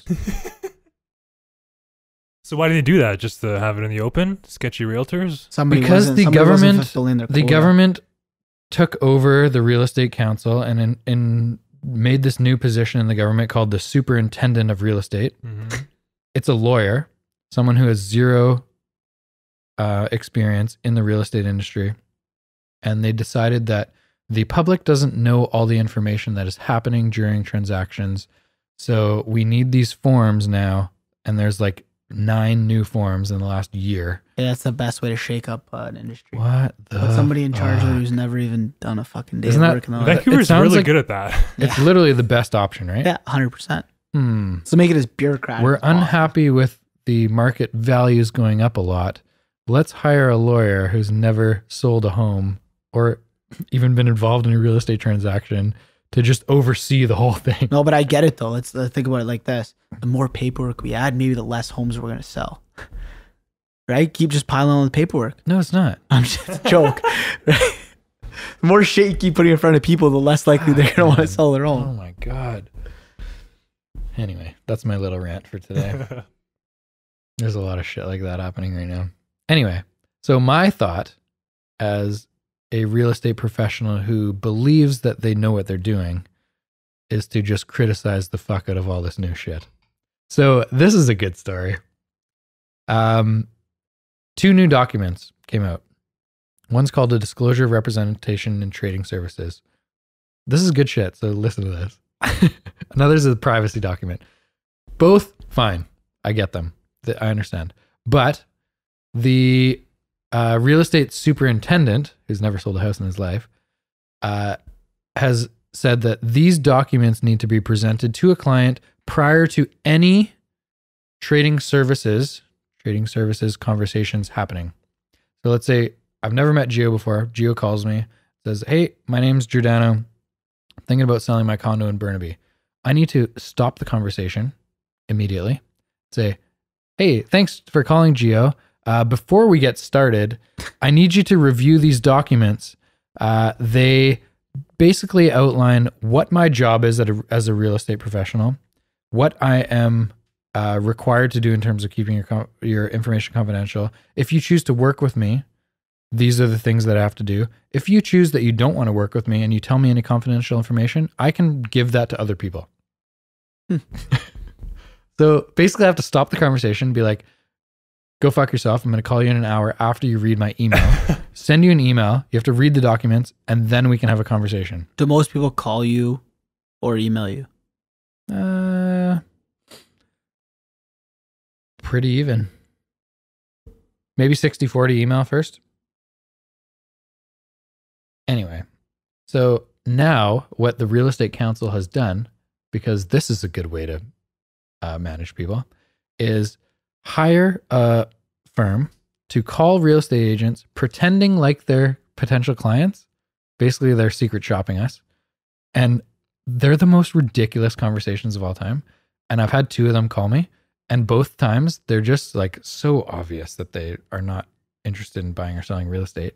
And so every time I get a call, I'll just do like an Instagram story, be like, hey, thanks, Real Estate Council of Greater Vancouver. Your tricks suck. Also, I passed, so go fuck yourself. But they're just fucking hilarious. Someone will call and be like, hey, my name is Sophie, and I'm considering the Burnaby market. What do you know about the Burnaby market? You're like, are you a secret shopper? So you cannot, Click. could you not, you can't automate this form? Like you couldn't present it in kind of a quick point type, like someone emails you, they get an automatic response like with a template to have everything So ready. we do have templates now, but it's like a copy and paste template. So you can't really streamline it? But it's just an extra step, right? No matter what. So Okay. the fine line They give is you no leeway. the fine line is pissing off clients, right? But So I guess, like if a past client emails me that I sold their place 3 years ago, now they want to buy something, whatever it is. I don't want them to get an automated email and be like, hey, John, thank you so much for your email. I want it to be like, hey, how's your wife doing? Good point. Your kid's now 3 years old. It's so exciting. What are you guys up to? Right? So it's a fine line between like pissing people off and this disclosure of remuneration is what it's called, when you have to disclose the exact number of commission every single offer you get, regardless of whether it's accepted or not. People laugh at. They're like, why are you sending me this? I'm not accepting the offer. I'm like, I know. I'm really sorry. I don't want to. I have to. That's brutal. People laugh, right? Like, I would get pissed off. the first time it happened, the first time this form got introduced, I sent it to someone who we've done deals with before. They're like, I'm not an idiot, right? I can do basic math. Like the commission is 7% of the first 100,000, 2.5% of the balance. I can easily do that math. You don't have to tell me the number. I'm like, I know. I feel really bad. I have to do this. I'm just following the rules. Anyway, rant over. That was a longer rant than I anticipated. Let's talk about goals, Gio. Okay. I don't have any. That's not what I was expecting. Interesting. So you don't set goals? No. Okay. This is Next question. going differently than I thought. No, because how would you define a goal? I think everyone defines them differently. I've talked to people who set daily goals, who say like Jordan Sheldon, who I like that mindset actually. He writes down every morning when he wakes up, he writes down the 3 hardest things that he has to do that day. And he tries to do them as soon as possible. Okay. So let's say it's a 4:30 wake up, looks at his 3 hardest things that he has to do, tries to do them before he gets a phone call that day. Okay. And then he has like weekly goals. So like maybe that is more like a meeting with an employee that you want to discuss the last project that they had or whatever. And then they have like yearly goals where maybe it's like revenue numbers or X number of new clients or whatever it may be. You don't do any of that? Because the way I look at a goal is something you hope to achieve. And for me, I look at it as there is no hope. It has to be achieved. So to me, it's on the to-do list. So you have a to-do list. Yeah, but it's not a goal that I hope to achieve it. I already know that I will achieve it. So it goes on the list of things that need to be done. Do you put them in time frames? No, because I'll do everything as soon as I can. So if my goal is, let's say if I did have a goal, it'd be to grow my new company to 100 customers in 6 months. That's a goal. Right? If I did have that goal, my to-do list would be just get as many customers as I can as soon as possible. That would be on my to-do list. And I would brainstorm how. Right? I just feel that setting like those types of things just get in the way of actually achieving it, in my opinion. Not that there's anything wrong with having a goal. Just like I said, to me, I'm the type of person that's all in or I'm not at all. Do you see any value in like the self-affirmations along the way? So like, let's say for that exact example that you said, I want 30 clients in the next 6 months, or whatever that number is. If you're achieving that in 4 months and you can check that off, is that a self-affirmation, or do you not find value in that stuff? I don't, because okay, so let's say I achieve that goal. What next? All of a sudden, do I stop? Bigger goal. So I just keep pushing it up? Well, then why not on the to-do list? Is it just grow as many customers as you possibly can, and every day you do something to get to that? Do you break that down though? So if that's the to-do list, grow as many customers as possible. Yeah. Do you break that down into a process of how to grow? Yeah, but see, like my to-do list wouldn't say grow my company as quickly as possible to get as many customers as I can. My is, how can I leverage my current clients to buy my new product? How can I use people I know as bridges to get to new clients? Those are the questions I ask myself and I write down.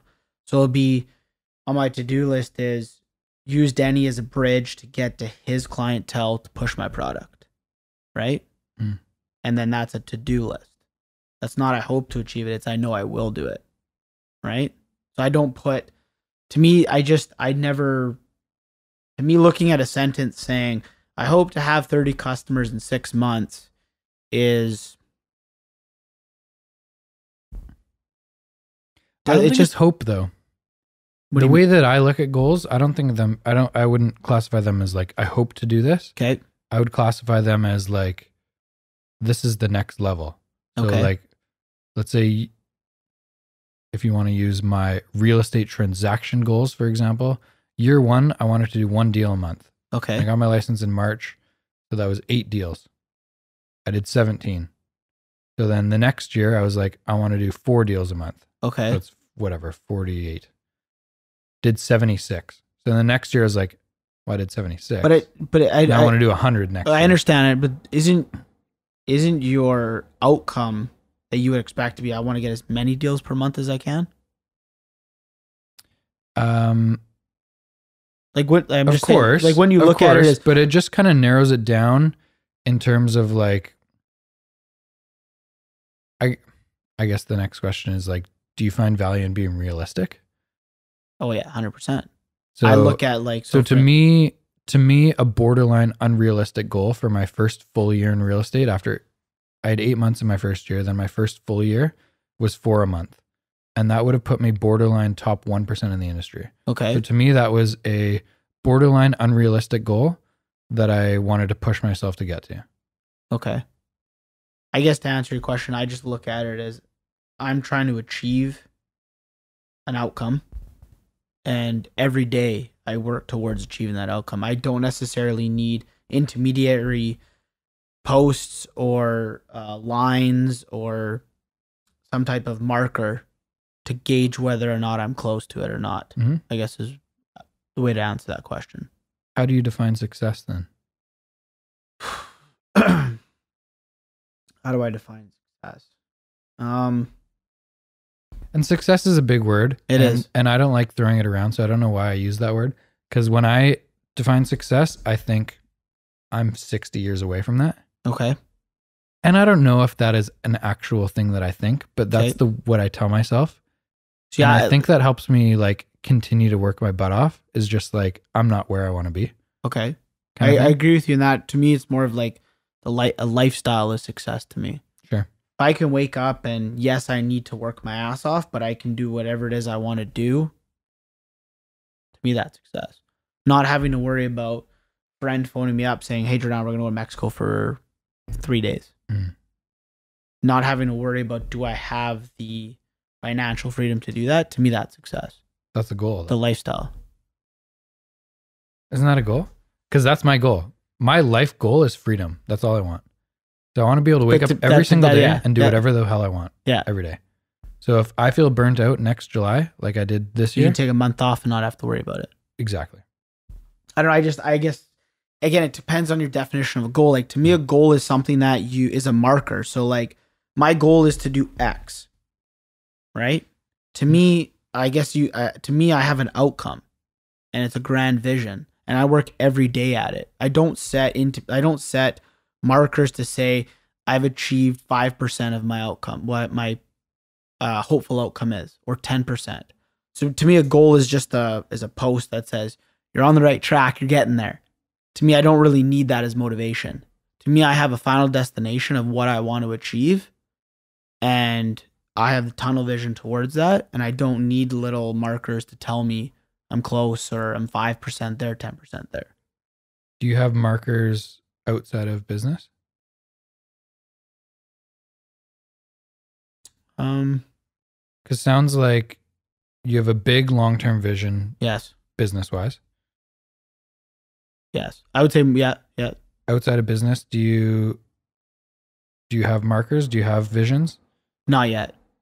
I'm not old enough I don't have the needs yet to be able to sit down and really think about that question yet. Like, for example, me this year. Yep. I wanted to work out every single day for 2019. Okay. And I'm 224 days in, I think. Wow. It's a lot. Yeah. And every, like, let's say like twice a week, I'll post on Instagram, be like day 212, day 218, whatever. Yep. And people comment all the time, which is really cool. Yeah. And it motivates the hell out of me. Yeah. Okay. People comment all the time, be like, this is super impressive. I don't know how you're doing that. I would say the only outside one is I would like to run a marathon one year. I love that. Yeah. Are you close? No. No. I'll start up running again in like a month and then we'll see. Ask me in 6 months. How mentally tough you are. Do you think if there's a marathon next week, you could just do it? No. You don't think you could My finish it? body would fail me. You don't think you could finish it? Yes, but it would take me, how long is a marathon for? How long can an athlete who's in shape do it? Is it 4 hours? Like to make the Boston Marathon? To qualify for the Boston Marathon's like 309 or 308 or something? So I'd probably be like a day, 24 hours. I would finish it. You could do it before that. I would pretty much have to walk like 80% of it. But yes, I would finish 100%. Without a shadow of a doubt in my mind. I just wouldn't come anywhere close to what it should take. Yeah. That's when we go hiking, I might be 4 hours behind you, but I will meet you at the top. You won't be 4 hours behind me. The hike that I'm going to take you on is only 4K. You're not going to be 4 hours behind me. But that's my point is like, yes, is to me, no matter what, I will finish it. Just depends how much further behind I am. That's fucking funny. Interesting. I wasn't expecting that from you. I thought you'd be more structured in terms of goals. No, because I live, to me, daily, I'm extremely structured in how I try to accomplish every day. Do you write stuff down? In terms like what? Tasks, like things you need to accomplish. Oh, fuck yeah. Yeah. I'm old school. I have a pen and a paper and I go through like 2-3 pages a day. I'll have hundreds of tasks I need to do every day. And I write every single one of them down and I cross it off. Do you prioritize? Like if you write down 40 things, do you say like number one, this is number 4. If I don't get to it today and it goes to tomorrow, it's not that bad. No, I have to finish the list. I won't be able to go to sleep if the list isn't finished. Yeah. The list has to be finished every day. I'm very particular about that. Sounds like it. Very particular. I feel like we should probably have round 2. We didn't even talk about the mushroom coffee. Oh, fuck. That was a bad idea. It's already 7:00 though, so maybe we should wrap up. Save it. Yeah, save it for the next one. I got to get some more information on it anyway. I forgot everything there was about it. See, I'm the type of person that as soon as that idea's failed, that's it. It's gone. It's never coming back. Doesn't matter if they change the flavor or what. It's never coming back. How long did you try it for? Week and a half. That's it? Yeah. Dude, it tastes like fucking dirt. It was gross. You just drink it straight, eh? I think it's like comes in like a little It's like a tea bag? tea bag and you put it in Oh. hot water. It tastes fucking awful. Awful. And then I realized that by doing it actually, which is a good lesson, I realized that I wasn't necessarily it's not that you're addicted to caffeine, but you're caffeine like dependent. Yeah. I realized I wasn't. So I didn't really need, because that's essentially what it was. It's a substitute for caffeine. Mm-hmm. And after I tried it, I went decaf for a month. Felt no different. So I realized that the caffeine, the way I chalked it up to is I was just too young for the caffeine to affect me maybe than it does affect older people. I feel like it doesn't affect me either. Yeah. Like, But as soon as you get into I your like 40s the and flavor stuff, of coffee, I do. so I make a coffee every morning. But I'll go out of town and not drink it for 5 days and then And I be don't fine. feel anything. But some people get fucked up. Yeah. Like they get headaches. Some people just- feel that, yeah. Some people feel the need that they have to have a coffee like every Yeah. morning. Yeah. I'm the same way. I could skip a Yeah, coffee me too. for 4 days. I'd be fine. Yeah. Drink decaf and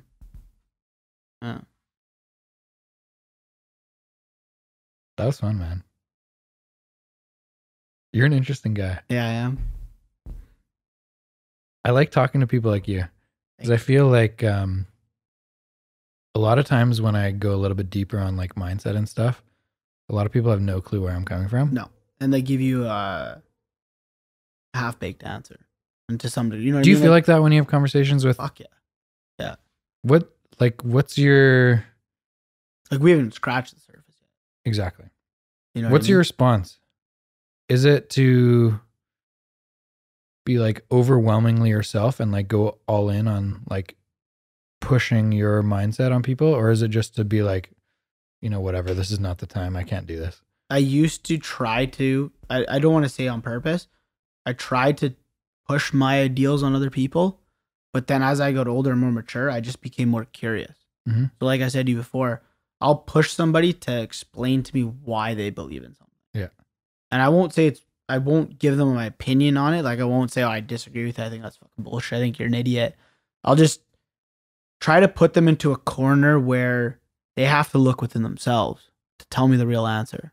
Right? Mhm. Like if you believe in, if you believe in Catholicism, I want you to fucking dig deep and I want you to really explain to me why it is you believe in that. And then I'll explain to you why I don't believe in it. And then I'll see how they react to it. Because most people, when I actually explain to them why I don't believe in it, it's like deer in the headlights. It's so It's shut down. Yeah. they're like, but they've never heard Yeah.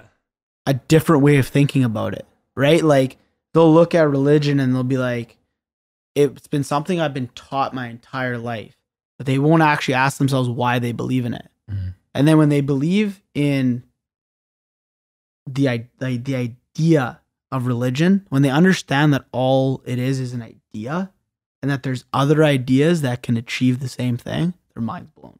And it's fucking hilarious. I love it. Do you think, well, I express myself this way. I think the Christian church is one of the best businesses ever invented. 100 fucking %. They own a fucking country. But they actually haven't always been very successful. My brother just gave me a book called The Pope's Banker. Phenomenal book. It describes the Vatican Church and through all its trials and tribulations and through, not to recap the book too much, but through their history of what they did in World War II and who they were in bed with Mhm. and the certain things that they did. It's incredible. Incredible book. Even just like to convince the majority of the world, let's say not the majority, hundreds of millions of people, once a week to show up at this building There's a dude at the front, an old white dude in most cases, wearing a hat In wizard's robes. in wizard's robes. So you'll love this one. You go there for 1 hour and you just give them money. And then they tell you to sit, stand, and when to eat, drink. Oh, So you'll love this. So I don't remember exactly what year they came up with this. It was called the Pope's Penance. Essentially what it was the more money you gave to the church, Oh my the more you God. could sin. And it was forgiven by God.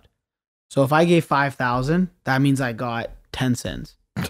I'm not fucking joking. Did they have a ledger? I don't know. There's gotta be a I doubt spreadsheet. it. I doubt I it. believe it was blockchain. And So think about that. So you would walk in and be like, yeah, I cheated on my wife. I smacked my kids. I swore. Pope's like, okay, well, you know what? Give $7,000 and we'll call it even. Think about that. And you had people lining up to pay this fucking penance.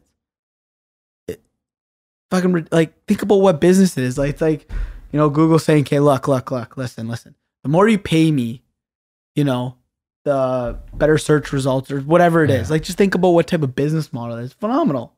License to print money. It's insane. It's so crazy. Yeah. I went to the Vatican 4 years ago now, maybe. It's just insanity. Yeah. The amount of people that go there daily. did you feel weird? I felt like it was just a museum. Like it was just Yeah. like a business that someone put this together and it's attracting millions of people a year. Well, I mean, religions exist because someone benefited from it, right? Totally. I mean, it's all. Well, I mean, you got to business. think like the idea of religion is a fucking phenomenal thing, right?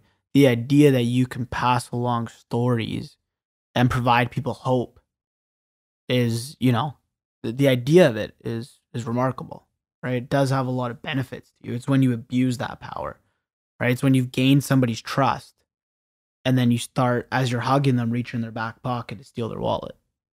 That's when it becomes bad, right? Is it losing interest? Oh yeah, it is. A lot. I'm pretty sure most religions are. I think, I can't remember what the statistic is, but our generation has a significant amount of atheists. Significant amount. Just because of the internet. And now this like inspirational, motivational belief of a better life kind of bullshit that people feed is just so accessible. Like, what's the reason? I just think that they've been given the information to make their own decisions. Right? Yeah. You don't need someone up telling you every Sunday what to do, right? You just figure it out yourself. Like, and nothing against like Catholicism. I think like what they have to offer is a wonderful guideline to life. It's a beautiful set of rules that can help you define or live a good life. But like I said, it's when you start to take advantage of other aspects of it that it gets dangerous. It's like I'm a very firm believer that you can control every aspect of your life.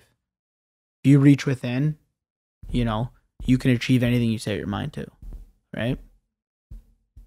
What I like is their like kind of overarching general rules of like treat people Yeah, the way exactly. you want to be treated. It's a beautiful love path. That But someone just the could- way that they get there with all the little tedious rules, like you can't do this or else you're not a Catholic. You can't do this. You can't like you can't have be divorced. active sins and come and receive communion. Like what the fuck are you talking about? Yeah, you can't you can't marry again. Yeah, you can't be divorced in the Catholic Church. It's like, You can't Really? like two dudes can't get married. Like who gives a shit? I know. Who cares if you like monkeys But like, or and dudes it's or so who gives a hypocritical in the shit? sense like, okay, God supposedly loves everybody. Exactly, it's so contradictory. So yet you're going to, because I might bat for the other team, all of a sudden you're going to shun me? You're going to turn your back on me and say you don't love me? Right. Fuck and, is that? And it's not your decision, right? You were born this way. Yeah. But even if you weren't, even if it was a conscious decision, he supposedly gave us free will to make our own decisions. So now all of a sudden I make a decision that you don't agree with and you shun me? What the fuck is that? You listen to Ben Shapiro? Yeah, I know who he is. Listen Like to a few super things. conservative, Yeah. right? Republican. He's an interesting guy to listen to because I don't know if I've heard someone better explain the mindset behind all of the conservative thoughts. He's pretty good at it, but it still doesn't make any fucking sense. Like as a rational human being that is fairly open-minded to the world, it just doesn't make any sense. Like he's like, his explanations on some things are just like, you're right, but that's the rule. I know. You just have to accept it. No questions asked. Yeah. Like I can't do I that. think Joe Rogan asked him about gay marriage. Yeah. And he's like, one of my best friends is gay. I couldn't go to the wedding. He's still my best friend. Like I talk to him weekly. I talk to his husband weekly. Like we're good friends. We have dinner parties, but I couldn't go to his wedding because he's Jewish, I think. Yeah, he is. Yeah. Because he's Jewish. That doesn't make any sense. Isn't the overarching rule is treat people the way you want to be treated? Exactly. So if love everybody, you don't want people to judge you. Yeah. So why are you judging other people? Until someone benefits from it. Who's benefiting from that? And it changes. From what? From the gay marriage thing? Yeah. All the people in the South. But like, see, this is what interests me is how are they benefiting? Yeah. To me, Bill Maher said a phenomenal thing when he talked about like how the West Coast of the United States are extremely progressive, and then all the states in the middle are like left behind. Right. So what do you do when you don't get invited to a party? You want to make sure that no one else has a good time. So you think it's like a tribalism kind of thing? But you know what I mean? Like, yeah. So you got to think like these places, he's like, these places don't have art museums. They don't have this up and coming type of atmosphere, and they feel left out. So what do? They try to ruin it for everybody else. And to some degree, I think it's the same way. It's like these people are exploring their own lives. They're willing to make decisions that go against the grain. And instead of embracing them, we're trying to push them into a corner, right? Yeah. And because they feel left out, that as if like, you know, my beliefs don't all of a sudden now conform to this new way of thinking. Right. So where do I fall in? Like, where's my place now? So instead of getting on board, I'm gonna fuck it up for everybody else. Right? What a terrible thought. So destructive. Oh my God. But that's why our generation, and that's why I love our generation, is we have access to all this information, and we're all making our own decisions based upon the information that we can find. Right? I know, obviously, with a lot of news outlets and stuff, we're dealing with a bombardment of false information. Or one-sided views. Yeah, but still, we have the ability to find the real information. I think that's what's key about our generation, right? Once we get into power, right? That's the thing of back in the day, there was a handful of rich white dudes that controlled information, right? Controlled what goes on NBC. There'll be like 4 channels on TV. Exactly. Yeah. Like, can I ask you a question? Like, when you're in the later part of years of your life after you've had a successful career, do you think you'll have the feeling of needing to give back? I already do. No, I'm saying like in terms of like trying to change politics or trying to change the way that certain things are run. Good question. I've never really thought that far ahead. Okay. I don't know. My gut feeling is yes.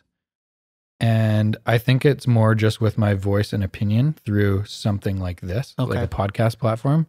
Am I going to be a lobbyist? Am I going to be someone who runs for office? Yeah.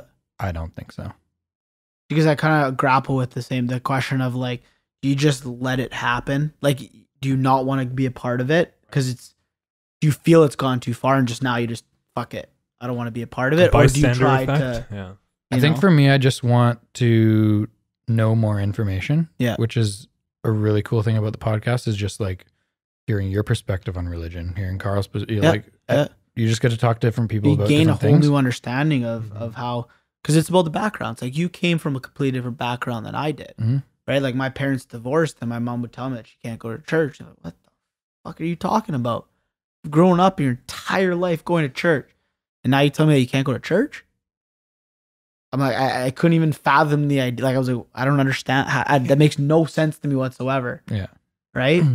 And then, you know, that's what started to lead me on this journey of like, okay, well, let me start to question a lot of the other things I've been, you know, believed in my entire life. Right? So. It's funny you bring that up because when I told my parents about my divorce, the first thing my dad says is, you might be up for an annulment. Do you know what that means? Yes, you know what that means?